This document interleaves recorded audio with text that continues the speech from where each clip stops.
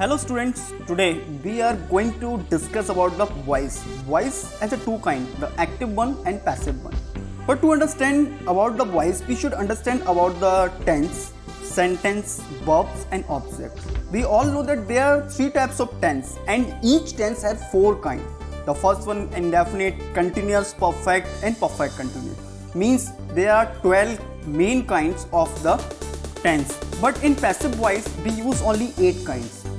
There will be no passive or future continuous and all types of perfect continuous tenses. Clear? Now talk about the sentences. There are 5 kinds of sentence: assertive, interrogative, imperative, exclamatory and operative. We can change all the sentences in the passive voice. The third one is a verb.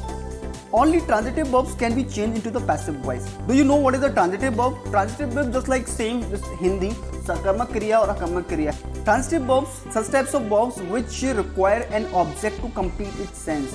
Only transitive verbs can be changed into the passive voice. Clear? Now last one is object. There are 2 types of main object in English grammar: direct object or indirect object. Direct object, if we are talking about anything, suppose this is a bike. Bike is the object of this, so we can say it is a direct object. This is a car. This car is the object, but which types of object? It is a direct object. If we are talking about any person, it may be a indirect object. Now we start from the tenses. Now we start the passive voice, but we use the tenses and sentences both. We will start from the assertive sentence. Assertive has the 2 kinds. The first one the affirmative and second one the negative. The simple statement that may be an affirmation, that may be an affirmation or may be a negation. The structure of the assertive sentence is subject, verb and object. But if we changing into the passive voice, we have to change subject to object and object to subject. And with verbs, we use helping verbs plus verbs third form, and we have to put the preposition by.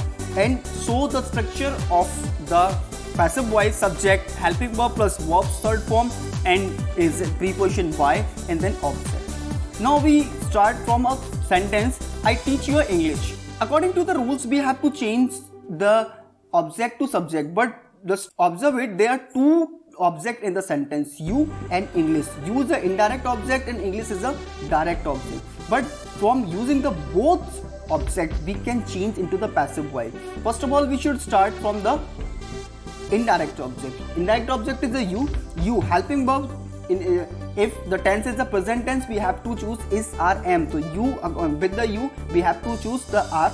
So you are, the third form of the teach is the taught. So you are taught English by me, and English is taught to you. Why me? Is a simple sentence. According to rule, it is a very simple thing that we can change into the passive voice. Very simple rule and regulation of the voice. If the sentence is I taught you English, it is a past indefinite sentence. Now we can change in the both manner. You were taught English to me or English was taught to you. Why me? In the same sentence, it is same just like the present tense, but the only verbs are different. In the present tense, we use is, are, am. In the past tense, was, were we used. Now in the future tense, I will teach you English. In the simple sentence, the same sentence we choose in present tense, past tense, and also we are using in the future tense. Suppose we have to convert the sentence using the indirect object you, so then you will be taught English. Why you? So we can choose the indirect object also, direct object also. English will be taught to you. Why me? It's a very simple thing that we can change the active sentence to passive sentence, but only verbs matter in the sentence. If we are observing the verbs, in what manner the verbs are changing in the sentence, we easily considered, we easily learn that what types of changes is going on in the active to passive, passive to active. It's a very simplest topic. Doesn't matter that what we are learning, what you are learning. Matter is that if the concept is clear, then everything is clear. Now we talk about the continuous tense. Some students get confused in the continuous tenses. Suppose the sentence is I am teaching you English. In the sentence the teaching, the verb in the ing form, we can say it is the present participles. But removing the ing form, we have to choose the being. The sentences will be you are being taught English, why me? Or English is being taught to you, why me? The simple sentence. By just remember one thing in our mind, that removing the ing form, we have to put the being. Okay, but otherwise all the sentence, all the rule and regulation are same. We have to change subject to object, object to subject. We have to choose the helping verbs according to the tense. If the tense is in present, we have to choose is RM, and the past was were, and the future will be and shall be. And all the rule and regulation are same in the assertive sentence. We are talking about the only assertive sentence. Clear? Suppose in the past continuous tense, I was teaching you English. No matter what tense is this, past tense, we have to choose only was and were. If we are considered it you with the you, we have to choose the word. You were being taught English by me. If we are considered the English is the object, English was being taught to you by me is a clear thing. If the sentence is I will be teaching you English, it is the future continuous tense, and I told you there is no future will be for the future continuous and all types of perfect continuous tenses, so we can cross it. Clear? Now we move to the perfect tenses. It's a very simple thing. It's a very simple sentence, because such types of sentence there is no need to search out the third form, because third forms are given in the sentence. I have taught you English. Taught is the third form of the teach. So I have taught you English with the present perfect tense. So we can convert easily. You have been taught English by me, or English has been taught to you by me. If the sentence is the past, if I had taught to you English, you had been taught English by me. But now we can convert it also, the English had been taught to you by me. Clear? Now if the sentence is in the future perfect, I will have taught to you, it may be converted into the future perfect continuous, but using the third form, not the ing form. Suppose you use the subject, you will have been taught English by me. English will have been taught to you by me. Clear?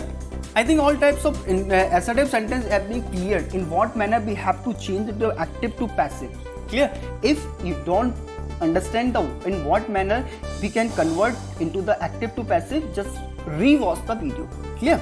Now we are talking about the interrogative sentence. Interrogative, there are two types of interrogative: yes no type questions and WH family based questions. For example, does he read the Bible? Means if I am asking a simple questions, does he read the Bible? The answer may be yes or no. So such types of question are based on the yes no type question. If the question is why does he read the Bible, it means for the answer we have to describe, we have to explain. Suppose he is a religious person, or maybe other explanation maybe. So but this is a description, this is an explanation. So such types of question based on the WH family, we can say it is a part of the WH family. Clear? Now the sentence is, do I teach you English? It is the interrogative sentence, but the student get confused at the time of converting to active to passive to the interrogative sentence. It's a very simple thing, just try to understand. First of all, just try to convert into assertive sentence. If I am converting it into the assertive one, the sentence is I teach you English. Clear? Then it can be changed easily. Now if the sentence is I teach you English, the sentence is you are taught English by me. So you are, if I'm considered you, the helping verb is are. So in interrogative sentence we have to put the verbs in first. So are you taught English by me? Are you taught English by me? If I am using the English one, the subject, the helping verb with English is the is. So we can say is English taught to you by me? If the sentence is a past one, suppose did I teach you English, the same way in place of do we use are, is, are, am according to subject, but here we have to choose was or were in place of do, is, am, are according to subject. Suppose we are considered you, so we have to put the were. So were is first. So were you taught English by me? Now the sentence is the future one. Will I teach you English? So simple will. Will is the helping verb of the sentence. You the subject, or we have to put the we. Taught is the third form. English why me is a simple explanation of the interrogative sentence. Now we talk about some examples for the WH family. Suppose the sentence is why do I teach you English? The sentence is why do I teach you English? Then again we are confused in what we'll do with the why. So there is no need to be confused. There is no need to worry. Just put the why in the same place. Why? Now we have to convert into according to the rule and regulation. Just try to convert into the interrogative sentence. So why the sentence will be why are you taught English by me? Clear? Now sentence we have to convert it into the second according to the second object English. So why is English taught to you? Why me? It's a simple thing. If the sentence is why did I teach you English? So then why were you taught English by me? There is no need to worry. The sentence is why will I teach you English? Then why will you be taught English by me? There is no confusion, no distraction. But just try to be clear your concept. If your concept is clear, then everything is clear. Doesn't matter the sentence is the past, future, present. Doesn't matter it is the assertive, interrogative, imperative, or doesn't matter what is that. Suppose any types of interrogative sentence in any kinds of sentence, that why I am teaching you English. The sentence is why am I teaching you English. It is a continuous sentence. Clear? Now it's a simple thing that why are you being taught English by me? There is no need to be confused. Now we discuss about the some fact related to the WH family word. Suppose the sentence is who teaches you English. Now who is performing the role of a subject, and what will we do? In such types of sentence, we have to choose why in the starting of the sentence. Why whom are you taught English? Simple thing. Who wrote the Ramayana? Clear? Now sentence is who wrote the Ramayana. Who is performing a role of a subject? So by whom was the Ramayana written? Simple. Suppose sentence is what does he eat? So what is eaten why? The simple thing. Suppose the sentence is which teacher teach you? So why which teacher are you taught? Simple thing. Now we discuss about some imperative sentence. Imperative sentence based on the order, command and request. Clear? Suppose the sentence is switch on the light. So it's a simple thing that we have changed it into the passive. The structure is let, object, we and verbs third form. The switch on the light, switch is the verb, switch on the verbs and the light is the object. So let or object, let the light be switched on. The simple thing. Let the light be switched on. Suppose the second example is open the window. So let the window be opened. Suppose you find any types of advice expressed in the imperative sentence.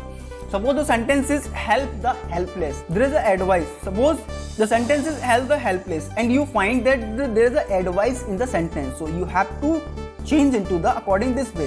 The helpless should be helped. Suppose the sentence is don't insult the poor. Also we are getting an advice. So we can say that the poor should not be insulted. And further we find another types of confusion. Suppose if the sentence start with please or kindly, what will we do? It's a very simple thing. If any sentence start with please or kindly, or the sentence end with please or kindly. Suppose please give me a book. Yeah, give me a book please. Doesn't matter what we are using the please in the first and the last. But the sentence will be changed according to this matter. You are requested to give me a book. It's a very simplest thing, simplest and easiest thing that to convert a passive. You are requested to give me a book. Suppose the sentence is kindly post this letter. So you are requested to post this letter. Simple. Suppose there is any types of sentence and you are unable to convert into the passive, and you know that there is a command, there is an order. So suppose that you are ordered. Suppose switch on the light of the sentence is switch on the light, and you don't know how to convert. Thus you are ordered to switch on the light. You are requested to that very work. Suppose you are ordered, you are commanded, you are ordered. You can convert each and every sentence. It will not be wrong. Clear?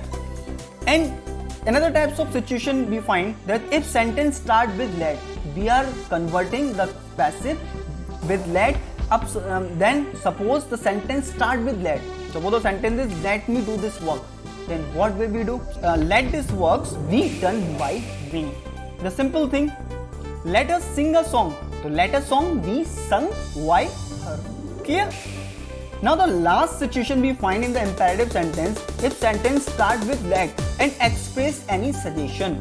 Suppose let us sing. There is a suggestion in the sentence. So it will be converted just like it is suggested that we should sing. Let us play together. So we can convert it. It is suggested that we should play together. Now I think this video is already very long, so we can discuss the remaining topic just like the exclamatory, operative, modal verbs and some other difficult sentence in the next part. And now finally, thanks for being here. Thank you.